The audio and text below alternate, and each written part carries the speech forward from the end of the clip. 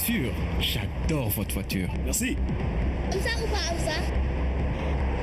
Amsa. On reconnaît vite ceux qui ont le réflexe AMSA. Amsa.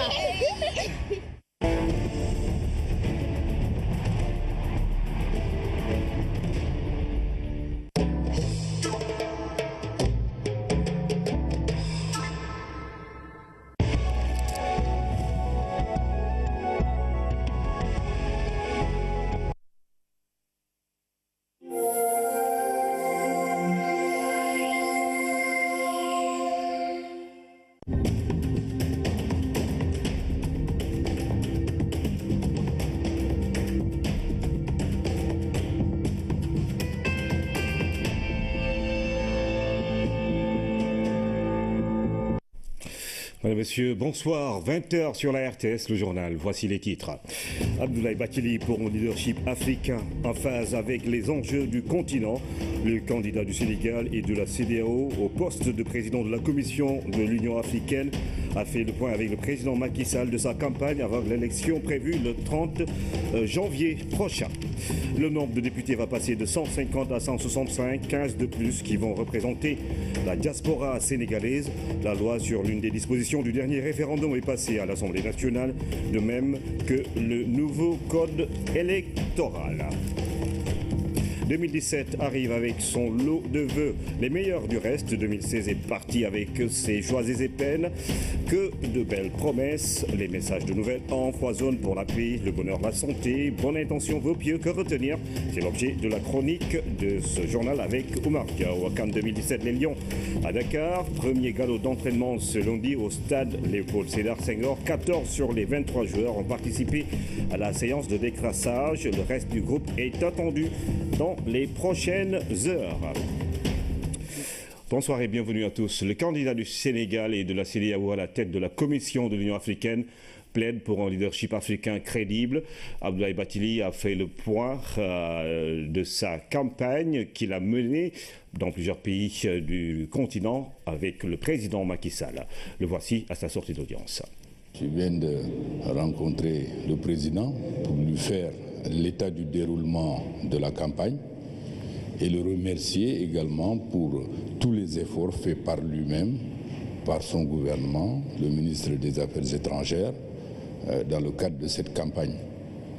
Comme vous savez, le gouvernement a envoyé des délégations dans toutes les régions du continent et ces délégations vont continuer pour le reste de cette campagne, puisque l'élection aura lieu le 30 janvier 2017. Et je voudrais encore une fois exprimer toute ma gratitude pour tout le soutien qui est accordé à cette candidature du Sénégal, de la CEDEAO, pour la cause du continent africain. Et c'est un engagement de toute une vie pour servir notre continent, pour servir l'Afrique. Il ne peut pas y avoir de développement durable du Sénégal sans ses voisins. Il ne peut pas y avoir de développement durable de l'Afrique sans l'unité. Et aujourd'hui, il faut constater que ce renouveau du panafricanisme est une aspiration profonde, non seulement des États, des gouvernements, des leaderships du continent, mais également des populations africaines qui aspirent dans ce monde troublé à avoir un leadership continental qui soit à la mesure des défis et des enjeux. Je pense que la candidature du Sénégal est une candidature qui est aujourd'hui, de l'avis général, considérée comme, en tout cas, très crédible, une candidature qui est en phase avec cette aspiration profonde des Africains à avoir un leadership continental crédible. 210 millions, c'est la somme que va coûter l'ère moderne de transformation de Kafountine. Le plus grand site de débarquement de la région sud a reçu la visite du ministre de la Pêche et de l'Économie maritime pour la pose de la première pierre de cette infrastructure. Oumar Gueye a dans le même temps signé avec la Chambre de commerce de Ziguinchor la concession du complexe frigorifique du port de la ville. Moussa Mané. À Kafountine, le ministre de la Pêche et de l'Économie maritime a eu droit à un accueil chaleureux. Oumar Gueye est venu poser la première pierre de l'ère de transformation des produits halieutiques. Grand carrefour des échanges des produits transformés de la pêche, cette infrastructure moderne très attendue par les populations de la localité va révolutionner l'activité.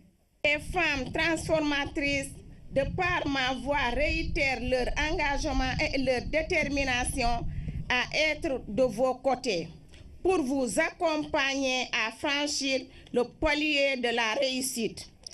À travers vous, nous disons merci au gouvernement du Sénégal, à son Premier ministre Mohamed Boun Abdallah Dionne et au président de la République, son Excellence Macky Sall, pour cette attention particulière accordée à notre commune en général et en particulier à notre quai de pêche. Selon les statistiques des services de pêche de la région, le site de Kafountine reçoit 74% des produits débarqués en Casamance, soit 48 000 tonnes pour une valeur commerciale de plus de 8 milliards de francs CFA en 2015. 35 000 des mises à terre vont vers la transformation, d'où l'importance de la construction de cette ère moderne de transformation qui va coûter 210 millions sur financement du BCI.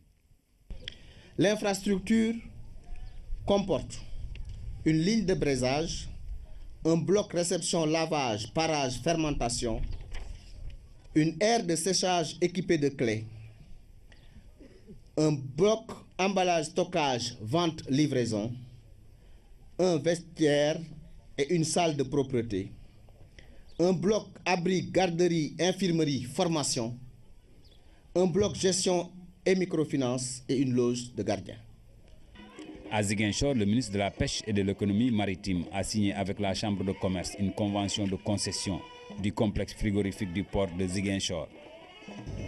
Je voudrais vous assurer que nous sommes conscients de la lourde responsabilité qui sera la nôtre et les défis auxquels nous ferons face après la signature de cette convention de concession. Je peux vous dire que depuis l'inauguration, plusieurs tests ont été effectués ici sur ce complexe pour vérifier que ce complexe fonctionne correctement en termes de consommation d'énergie, en termes de production de froid, mesurer les températures contractuelles par rapport à la construction, etc.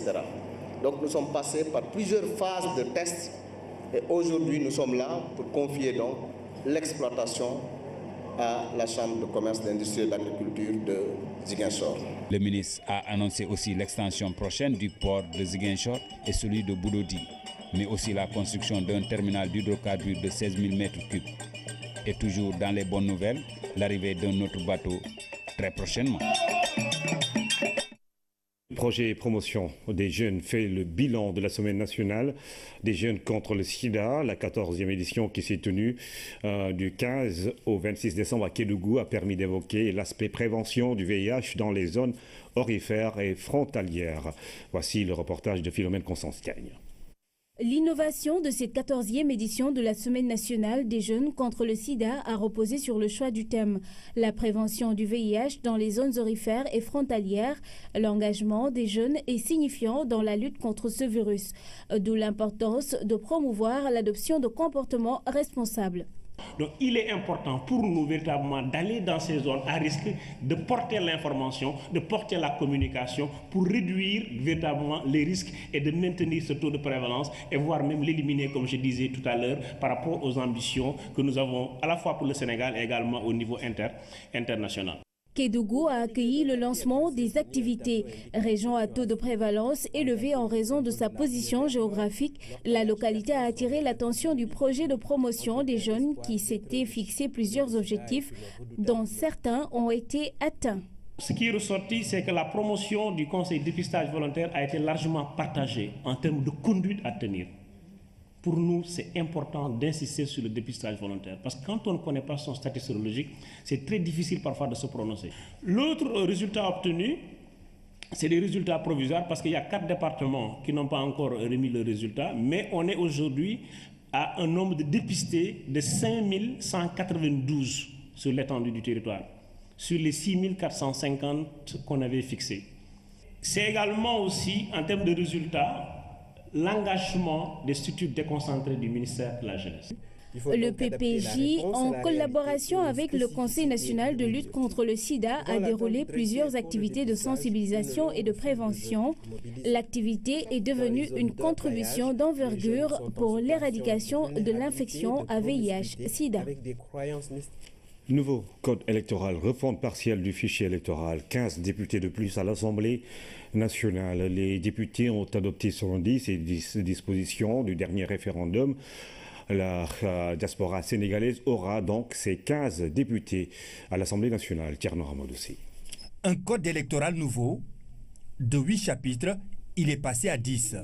Ce document qui prend en compte les décisions du dernier référendum a fait l'objet d'un débat qui aura duré près de 5 tours d'horloge. Le jour où le président de la République a lancé le dialogue national, il y a eu des concertations avec l'opposition. Vous êtes assigné comme objectif 4 millions d'électeurs. Je vous signale qu'on avait déjà dépassé ce chiffre. On était à 5 300 000. Soyez tranquille. Ce code-là, après celui de 1992, est le meilleur code du Sénégal. Aujourd'hui à l'hémicycle, la disposition vedette, les députés de la diaspora. Le code électoral en a prévu 15. Nous pensons objectivement aujourd'hui que nous ne pouvons qu'augmenter le nombre de députés de l'Assemblée nationale. Parce que ce serait de la démagogie que d'accepter de travailler à réviser aujourd'hui le quota qui est attribué au niveau de la proportionnelle. L'autre élément, c'est presque son impossibilité de pouvoir l'imputer au niveau de la majorité. Autre préoccupation portée par les députés, la date des législatives. Pour certains élus, le 2 juillet doit être revu. Il y a, c'est vrai, des préoccupations d'ordre religieux, des préoccupations d'ordre sociologique. Certains même parlent de campagne hivernale. Bon, mais en tout cas, je rappelle que ce n'est pas de mon ressort de pouvoir en discuter ou en décider, mais que j'ai bien pris note de ces préoccupations et que je rendrai compte à dire de droit, notamment M. le Président de la République, pour qu'au besoin, qu'il puisse en discuter avec la classe politique en général pour ensemble arrêter une date qui donne comme un accord. Le nouveau code répond aux préoccupations des Sénégalais qui ont dit oui à la nouvelle constitution. Pour le ministre de l'Intérieur, ces 8 chapitres ont bien tenu en compte tous les échanges entre pouvoir et opposition. À la suite des débats, les députés ont quant à eux voté en majorité le nouveau code électoral du Sénégal. Et puis la refonte partielle du fichier électoral, cette forte doléance de l'opposition a été également prise en compte. La loi est passée et l'on peut aller vers des élections encore plus apaisées. Voici à ce propos le ministre de l'Intérieur et de la Sécurité publique.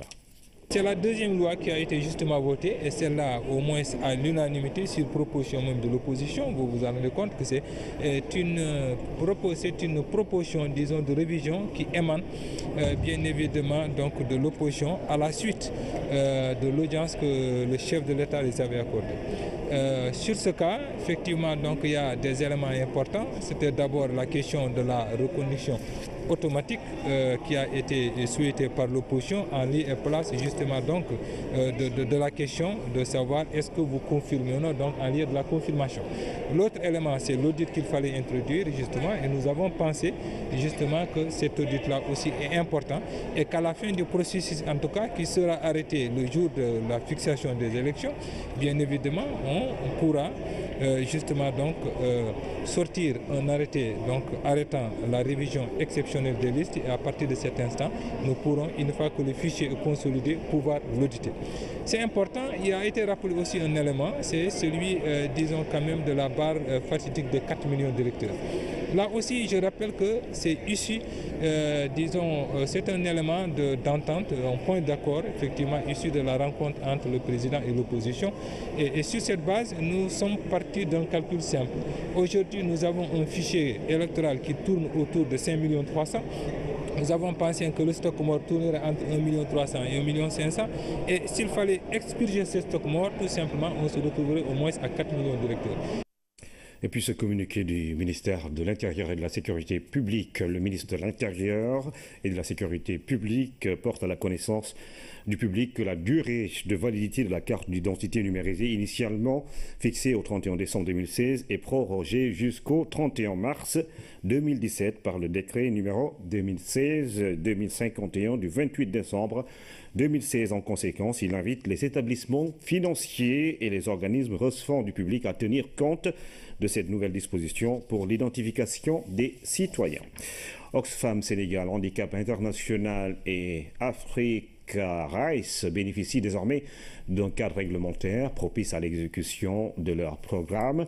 L'accord de siège a été signé ce lundi au ministère des Affaires étrangères. Lamine Touré. Le Sénégal conforte les moyens d'action des organisations non gouvernementales basées sur le territoire national. Oxfam Sénégal, Handicap International et Africa Rice disposent désormais d'un cadre réglementaire d'intervention. Ces accords de siège témoignent de la disponibilité du gouvernement à faciliter le travail de ces institutions qui œuvrent pour le développement du pays. Je tiens à vous exprimer la profonde gratitude du gouvernement du Sénégal qui apprécie à sa juste valeur l'appui constant que vos organisations respectives apportent à ces actions, tout en magnifiant le rôle important de partenaire au développement que vous jouez à ses côtés. À travers ces accords de siège, le gouvernement du Sénégal vise à faciliter l'exécution de vos programmes et projets qui contribuent aux efforts substantiels consentis pour la prise en charge efficiente des aspirations légitimes de nos populations. Devant le ministre des Affaires étrangères, il a été surtout question pour ces organisations d'accompagner l'État dans la réalisation de ses ambitions d'émergence. Saint-Louis, Dakar, Ziguinchor, autant de régions qui ont bénéficié des programmes de ses partenaires. Africa Rice est prêt et a mis en place les dispositions pour accélérer l'objectif de l'autosuffisance. Oui, comme c'est posé dans les actes du gouvernement. Handicap International est présent au Sénégal depuis 20 ans. Donc notre premier projet en 1996 était un projet de réadaptation fonctionnelle qui visait à permettre aux personnes en situation de handicap de retrouver leur mobilité. Et depuis 20 ans... Ce nouveau accord de siège que nous voulons de signer va nous laisser un peu, je dirais, nous mettre dans le cadre légal pour pouvoir travailler au Sénégal et dans l'accomplissement de notre mission. L'accord de siège étant une facilité dans la vie pratique de ces institutions, il faut dès lors s'attendre à plus de bénéfices dans le développement de ces organisations au profit des populations rurales notamment. La direction des Sénégalais de l'extérieur entame sa campagne de sensibilisation et d'information sur l'immigration irrégulière des employés de maison vers les pays du Golfe. Le lancement de l'association Femmes Unies pour le développement a été une tribune pour échanger avec ces femmes de ménage sur les risques liés à une telle aventure. Aminata Mbengfal.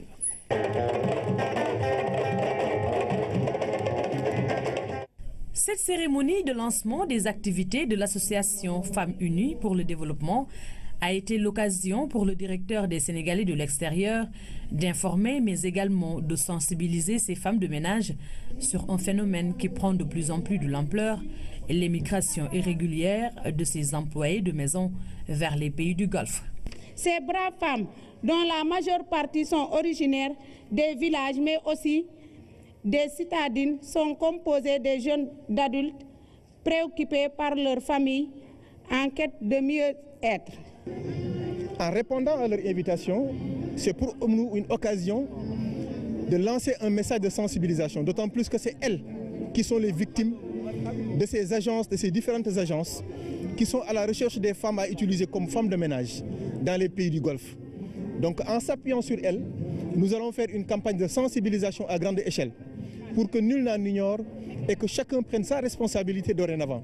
Il s'agira pour la direction des Sénégalais de l'extérieur d'accompagner ces associations qui regroupent ces femmes de ménage en vue de mieux structurer leur offre de services. Nous tous, nous savons que travailler dans une maison, alors que nous venons du monde rural, n'est pas une chose évidente. Donc il faudrait déjà que nous l'aidions à mieux canaliser son offre de services, la professionnaliser pour qu'elle puisse trouver beaucoup plus de satisfaction aux côtés de ceux qui seront demandeurs des services qu'elle va leur offrir. Mais au-delà, il s'agira également d'agir dans leur milieu de départ.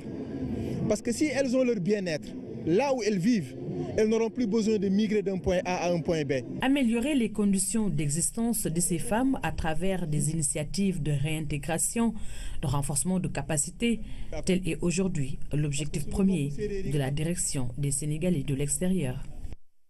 L'actualité internationale nous conduit ce soir en Italie et en Irak. Nous démarrons par la France avec l'ouverture du procès de Victorin Obiang-Nguema, poursuivi pour détournement de fonds publics et corruption. Cher Traoré. Théodorin Obiang-Nguema devant la barre, le fils du président de la Guinée équatoriale, est poursuivi par la justice française dans l'affaire dite des biens mal acquis. Il est notamment accusé de détournement de fonds publics et corruption. Théodorin Obiang-Nguema, également vice-président de son pays, est accusé de s'être bâti en France un patrimoine considérable en détournant l'argent public de son pays. La plainte déposée par des associations comme Sherpa et Survie vise également les familles dirigeantes de l'Angola, du Congo, de la Guinée équatoriale et du Gabon. L'année 2016 a été particulièrement meurtrière pour les migrants africains. Selon l'ONU, l'océan a englouti plus de 5000 candidats à l'émigration. Cela représente 20 décès par jour, un plafond jamais atteint jusqu'ici. L'Organisation internationale pour les migrations indexe la route de la Méditerranée centrale reliant la Libye et l'Europe. Cette tragédie s'explique selon l'OIM par des facteurs comme la cupidité des trafiquants, les crises en Afrique et la pauvreté, entre autres. L'organisation de l'État islamique a revendiqué l'attentat commis à Bagdad ce lundi. 32 personnes ont été tuées dans l'explosion d'une voiture piégée dans la banlieue de Bagdad. La plupart des victimes sont des travailleurs journaliers qui attendaient une embauche. C'est le troisième attentat revendiqué par l'EI depuis le 31 décembre. 34 personnes ont été tuées à Bagdad et à Najaf. L'Irak qui reçoit la visite de François Hollande, le chef de l'État français arrivé ce lundi pour soutenir les forces françaises engagées dans la guerre contre le groupe État islamique, acculé dans son bastion de Mossoul.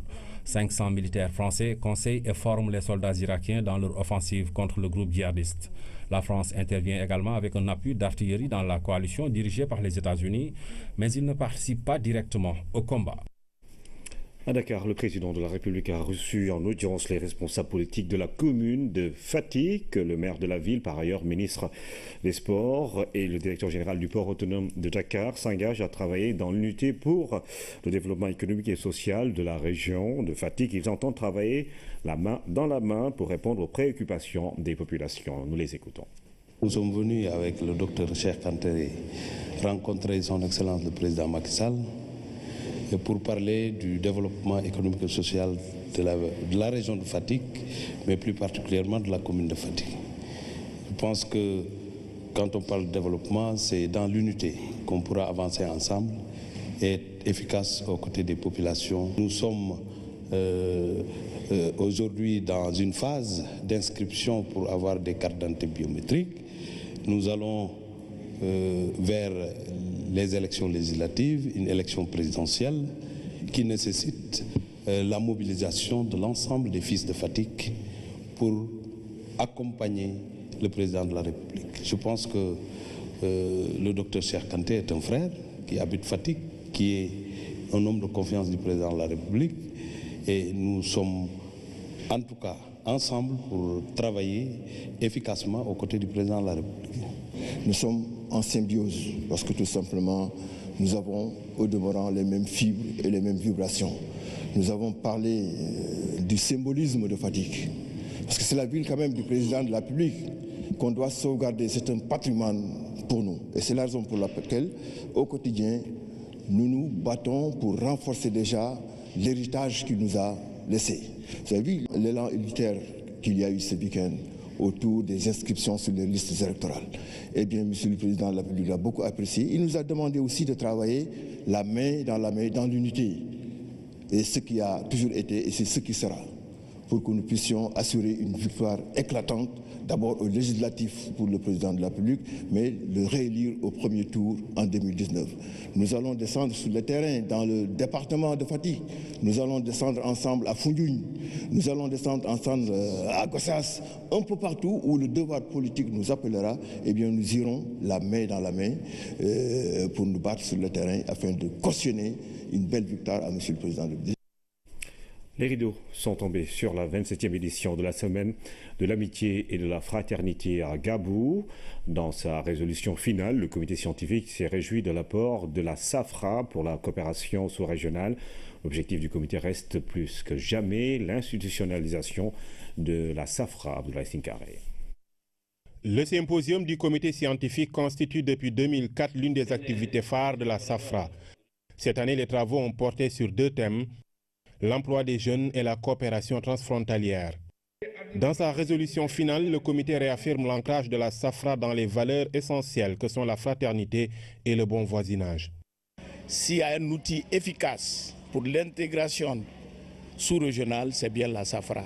Vous avez constaté avec moi pendant les expositions de la foire, où il y a les pagnes, l'œuvre des femmes sénégalaises, les jeunes guinéens, les produits.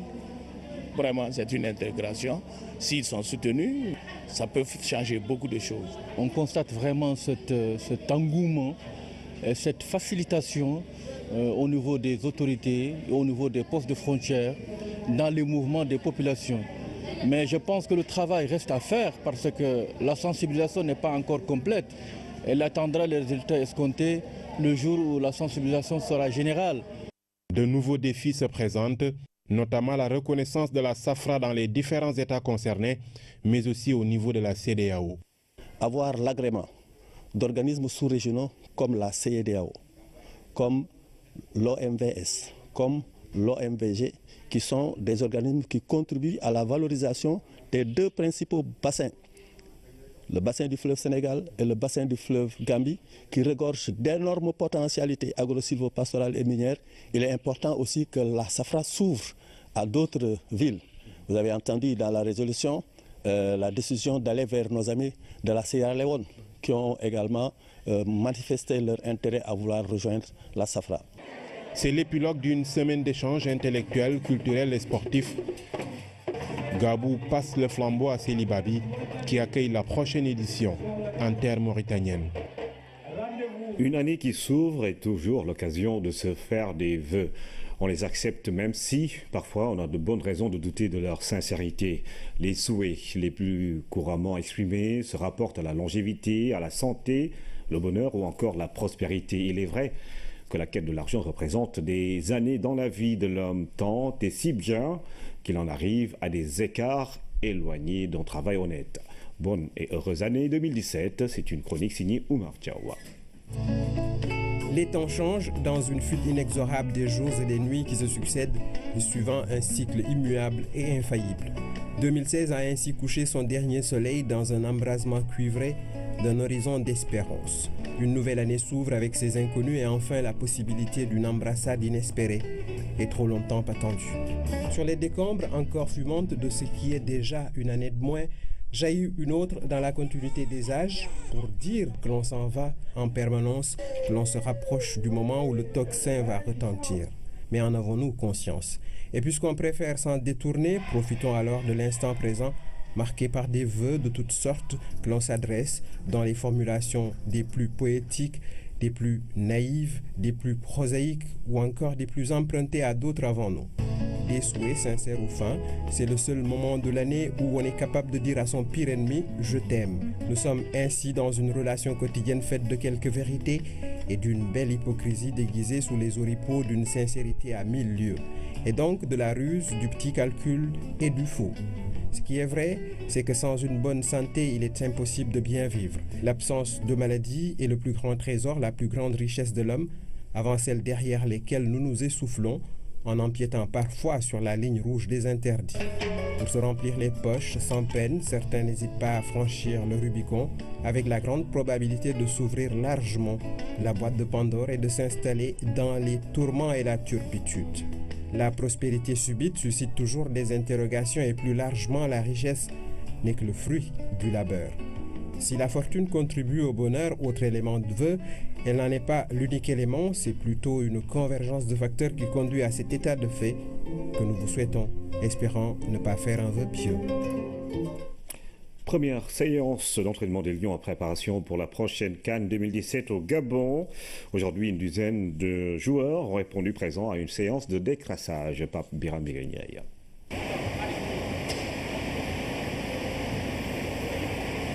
Ce sont 14 joueurs qui sont descendus du bus de l'équipe nationale au premier galop d'entraînement des Lions. Déjà, dans l'esprit d'une grande compétition, les poulains d'Aliou Cissé sont soumis à l'épreuve du décrassage. Première étape d'une régénération musculaire après quelques jours de vacances. Désormais, tous sont à fond, dont la CAN. Pour faire une bonne compète, il faut faire une bonne préparation. On a débuté la préparation aujourd'hui, donc on sait que ça ne va pas être facile. Donc on se met au travail. Le chemin va être dur, mais on va s'accrocher pour arriver. Ça reste le football. Après, j'avoue que c'est une compétition qui est spéciale, que tout footballeur aimerait être joué. Nous, aujourd'hui, on a la chance de faire partie des joueurs qui vont aller défendre les couleurs du pays. Donc je pense que on est pressé de découvrir la compétition. On est pressé de mouiller le maillot national, de tout faire pour que notre peuple soit fier de nous.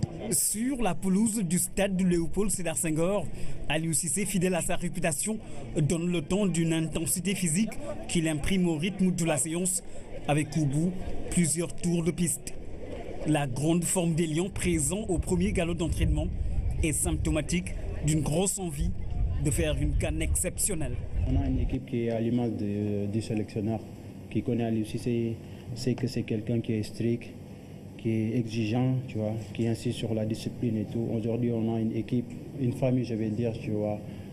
On se sent bien dans l'équipe, on aime être là pour défendre les couleurs de notre pays et qu'aujourd'hui, tu vois, pour gagner une Coupe d'Afrique, il va falloir être prêt à 100% sur tous les niveaux, que ce soit physique, mental et tout, tu vois. Le plus important, comme j'ai l'habitude de le dire, c'est qu'à chaque sortie de l'équipe nationale, chaque joueur qui va avoir la chance de jouer le match, tout ce qu'il doit faire, c'est de donner le meilleur de lui-même, tu vois. Et que je pense qu'ensemble, si tous les joueurs jouent sur leur niveau, on peut faire quelque chose pour notre pays. On a déjà joué contre des équipes là. Malheureusement, on a perdu les matchs.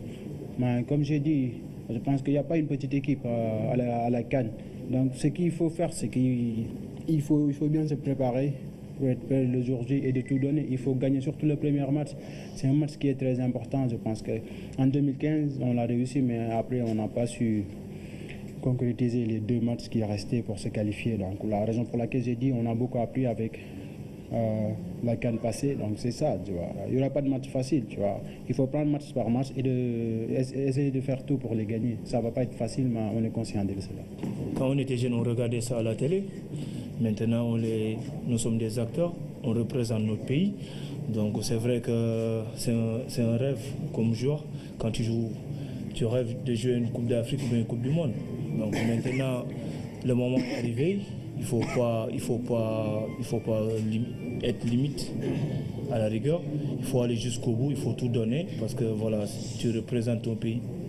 Un discours qui traduit la rage de vaincre en attendant l'arrivée du reste de la troupe prévue ce lundi soir. Les Lions sont dans une dynamique de rachat après 2 CAN fiasco et c'est parti. Plus de 12 jours avant le début de la CAN, la RTS met les bouchées doubles pour satisfaire son public. La radio-télévision sénégalaise détient les droits de diffusion et met en place son dispositif à la hauteur de l'événement. Innovation cette année, la Fan Zone. Seydina Lutico. À quelques 10 jours de la CAN, la RTS annonce la couleur. Le service public audiovisuel, comme à l'accoutumée, assurera la diffusion des 32 matchs de la compétition. Les droits étant acquis, il s'agit maintenant de valoriser le rendez-vous continental. À événement exceptionnel, dispositif exceptionnel. Nous allons dans les jours à venir envoyer une équipe au Gabon pour faire vivre aux Sénégalais à temps réel les préparatifs de la CAN. Au Sénégal, à partir de ce jour, nous allons démarrer la diffusion d'une série d'émissions. Pendant la CAN, nous allons démarrer avec un nouveau plateau, flambant neuf. Ajoutez-y un contenu riche incarné par d'autres magazines durant le tournoi. Pour rappel, la RTS a l'exclusivité des droits de retransmission de la CAN sur le territoire sénégalais, assurance du service public audiovisuel, Toute violation de ces droits exposera son auteur à des poursuites judiciaires. RTS est déjà sensibilisé sur la question. Un huissier de justice commis pour instrumenter même en dehors des heures légales afin d'agir à tout moment et en tout lieu. Donc je précise que tout contrevenant, tout fauteur, en tout cas, sera traduit devant la justice. L'innovation majeure, c'est la fan zone sur l'esplanade du Grand Théâtre. Le partenaire de la RTS, Subatel, seule structure autorisée à diffuser les matchs sur un lieu public, donnera aux Sénégalais et ressortissants africains la possibilité de vivre la grand-messe du football continental sur écran géant, spectacle garanti. Une belle scène, des écrans géants, un plateau artistique de rêve. Et on va donner un moment, pendant un mois, le Sénégal va vibrer avec son équipe et tout le peuple sera derrière son équipe. Elle sera au Gabon, mais tout le monde sera au Grand Théâtre pour accompagner l'équipe nationale du Sénégal pour qu'enfin on ait cette victoire. On va faire de ce moment le plus beau moment culturel du mois de janvier-février. Dakar Dem Dikk va prendre les dispositions pour transporter donc tous ces gens-là dans Dakar et sa banlieue. Et la police et la gendarmerie également ont prévu un dispositif important pour assurer la sécurité de toutes ces personnes qui feront le déplacement. C'est l'assurance d'une couverture inédite de la compétition par la RTS. Le public sera servi. Compte à rebours de la CAN 2017 ce soir dans Chrono CAN Saralouya démarre la présentation du groupe B. Dans ce numéro, c'est l'Algérie qui est à l'honneur à Georgie Magouza.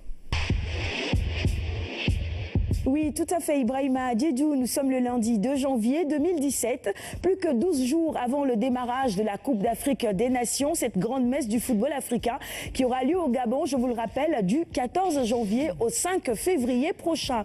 Après donc avoir découvert les nations qui évolueront dans le groupe A, je vous le rappelle, il s'agit des Panthères du Gabon, des Durtus de la Guinée-Bissau, il y aura également les Lions indomptables du Cameroun et les étalons du Burkina Faso. Place maintenant au groupe B où évoluera l'un des favoris de cette compétition selon de nombreux spécialistes. Il s'agit des Fennecs d'Algérie.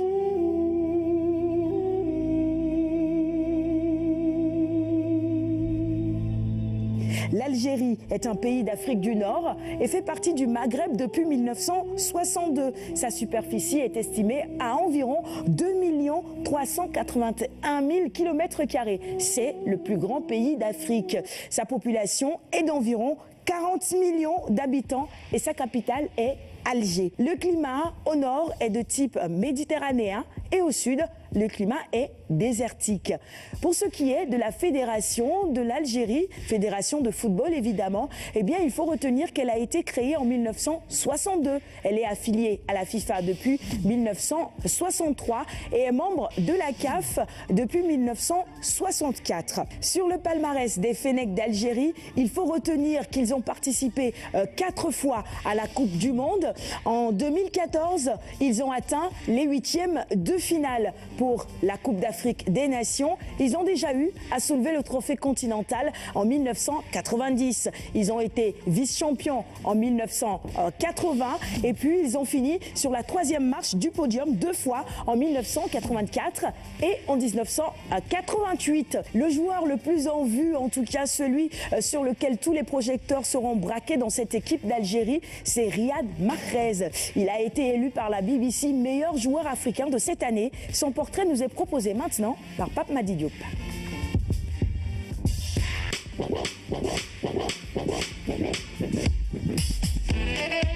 Riyad Mahrez est le gaucher magique des Fennecs d'Algérie. Le natif de Sarcelles en région parisienne n'est pas passé par un centre de formation. Après un essai concluant à Quimper à CFA, Riyad Mahrez accède en Ligue 2 française avec le Havre de 2009 à 2014, avant d'atterrir en Championship, puis en Premier League avec Leicester City. En 2016, le jeune prodige algérien et son club sont champions d'Angleterre.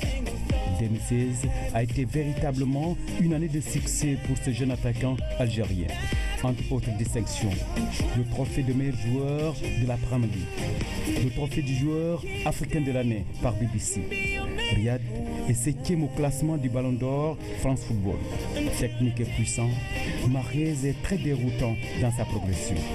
Capable d'évoluer sur les deux ailes, Mahrez joue du pied gauche que du pied droit. Il est à la fois buteur et passeur.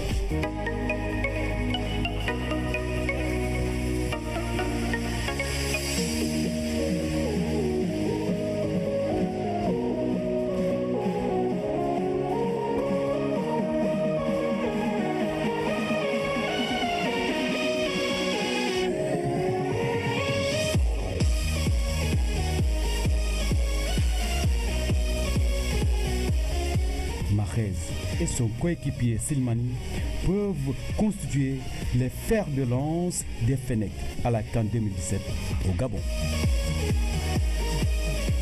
Merci beaucoup, Pape Madi. À 2 mois du démarrage de cette compétition, l'Algérie s'est choisie en nouveau sélectionneur. Il s'agit de Georges Lekens. Il a d'ailleurs déjà publié sa liste des 23 joueurs qui défendront les couleurs de ce pays. Il faut dire que ce qui fait le plus parler, ou en tout cas couler d'encre, beaucoup d'encre et de salive en Algérie en ce moment, c'est plutôt l'absence de grands noms dans cette sélection. Il s'agit par exemple de Karl Medjani et de Sofiane Fegouli. Le sélectionneur Georges Lekens d'Algérie connaît bien le continent africain, lui qui a déjà eu à entraîner les Diables Rouges, mais également les Aigles de Carthage. La Tunisie, justement, qui évoluera dans ce groupe B également, avec le Sénégal, le Zimbabwe et l'Algérie. Voilà donc tout pour aujourd'hui. Je vous retrouve demain pour vous parler des Lions, le Sénégal qui participera également à cette 31e édition de la Coupe d'Afrique des Nations. N'oubliez pas que vous pourrez suivre les 32 matchs en direct et en exclusivité sur les antennes de la télévision nationale. À demain.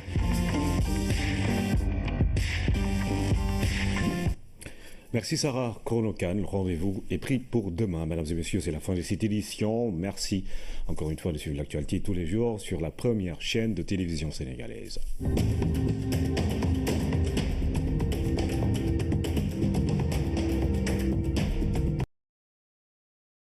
Transformation de Kafountine, le plus grand site de débarquement de la région sud, a reçu la visite du ministre de la Pêche et de l'Économie maritime pour la pose de la première pierre de cette infrastructure. Omar Gueye a dans le même temps signé avec la Chambre de commerce de Ziguinchor la concession du complexe frigorifique du port de la ville. Moussa Mané.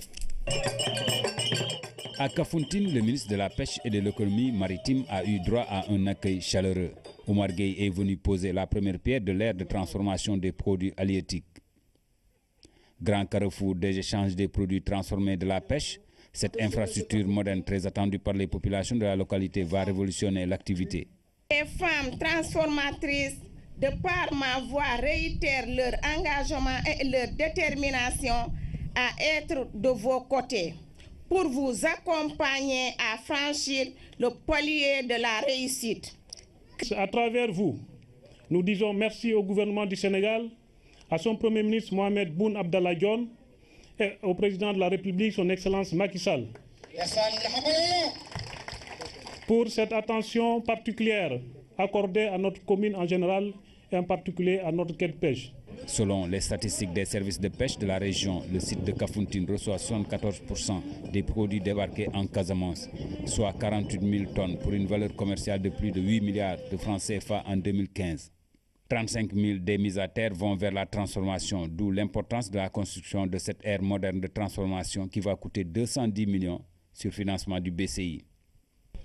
L'infrastructure comporte une ligne de braisage, un bloc réception, lavage, parage, fermentation, une aire de séchage équipée de clés, un bloc emballage, stockage, vente, livraison, un vestiaire et une salle de propreté, un bloc abri, garderie, infirmerie, formation, un bloc gestion et microfinance et une loge de gardien. À Ziguinchor, le ministre de la Pêche et de l'Économie maritime. Bien sûr, j'adore votre voiture. Merci.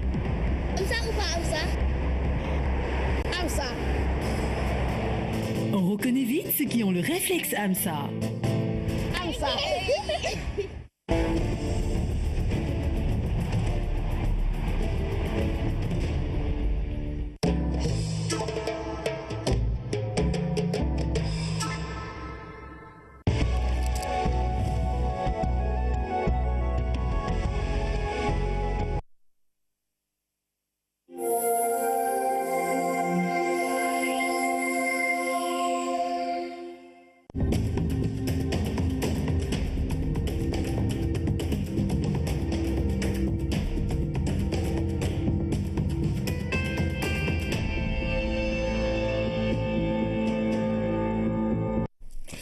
Mesdames, Messieurs, bonsoir. 20h sur la RTS, le journal. Voici les titres. Abdoulaye Bathily pour un leadership africain en phase avec les enjeux du continent. Le candidat du Sénégal et de la CEDEAO au poste de président de la Commission de l'Union africaine a fait le point avec le président Macky Sall de sa campagne avant l'élection prévue le 30 janvier prochain. Le nombre de députés va passer de 150 à 165, 15 de plus qui vont représenter la diaspora sénégalaise. La loi sur l'une des dispositions du dernier référendum est passée à l'Assemblée nationale, de même que le nouveau code électoral. 2017 arrive avec son lot de vœux, les meilleurs du reste. 2016 est parti avec ses joies et ses peines. Que de belles promesses, les messages de nouvelles empoisonnent pour la paix, le bonheur, la santé. Bonne intention vaut mieux que retenir. C'est l'objet de la chronique de ce journal avec Oumar Diaw. Au CAN 2017, les Lions à Dakar. Premier galop d'entraînement ce lundi au stade Léopold Sédar Senghor. 14 sur les 23 joueurs ont participé à la séance de décrassage. Le reste du groupe est attendu dans les prochaines heures. Bonsoir et bienvenue à tous. Le candidat du Sénégal et de la CEDEAO à la tête de la Commission de l'Union africaine plaide pour un leadership africain crédible. Abdoulaye Bathily a fait le point de sa campagne qu'il a menée dans plusieurs pays du continent avec le président Macky Sall. Le voici à sa sortie d'audience. Je viens de rencontrer le président pour lui faire l'état du déroulement de la campagne et le remercier également pour tous les efforts faits par lui-même, par son gouvernement, le ministre des Affaires étrangères, dans le cadre de cette campagne. Comme vous savez, le gouvernement a envoyé des délégations dans toutes les régions du continent et ces délégations vont continuer pour le reste de cette campagne, puisque l'élection aura lieu le 30 janvier 2017. Et je voudrais encore une fois exprimer toute ma gratitude pour tout le soutien qui est accordé à cette candidature du Sénégal, de la CEDEAO, pour la cause du continent africain. Et c'est un engagement de toute une vie pour servir notre continent, pour servir l'Afrique. Il ne peut pas y avoir de développement durable du Sénégal sans ses voisins. Il ne peut pas y avoir de développement durable de l'Afrique sans l'unité. Et aujourd'hui, il faut constater que ce renouveau du panafricanisme est une aspiration profonde, non seulement des États, des gouvernements, des leaderships du continent, mais également des populations africaines qui aspirent dans ce monde troublé à avoir un leadership continental qui soit à la mesure des défis et des enjeux. Je pense que la candidature du Sénégal est une candidature qui est aujourd'hui, de l'avis général, considérée comme, en tout cas, très crédible, une candidature qui est en phase avec cette aspiration profonde des Africains à avoir un leadership continental crédible. 210 millions, c'est la somme que va coûter l'ère moderne de transport. Des activités. Région à taux de prévalence élevé en raison de sa position géographique, la localité a attiré l'attention du projet de promotion des jeunes qui s'était fixé plusieurs objectifs, dont certains ont été atteints. Ce qui est ressorti, c'est que la promotion du conseil de dépistage volontaire a été largement partagée en termes de conduite à tenir. Pour nous, c'est important d'insister sur le dépistage volontaire parce que quand on ne connaît pas son statut sérologique, c'est très difficile parfois de se prononcer. L'autre résultat obtenu, c'est les résultats provisoires parce qu'il y a 4 départements qui n'ont pas encore remis le résultat, mais on est aujourd'hui à un nombre de dépistés de 5192 sur l'étendue du territoire, sur les 6450 qu'on avait fixés. C'est également aussi, en termes de résultats, l'engagement des structures déconcentrées du ministère de la Jeunesse. Le PPJ, en collaboration avec le Conseil national de lutte contre le sida, a déroulé plusieurs activités de sensibilisation et de prévention. L'activité est devenue une contribution d'envergure pour l'éradication de l'infection à VIH-Sida.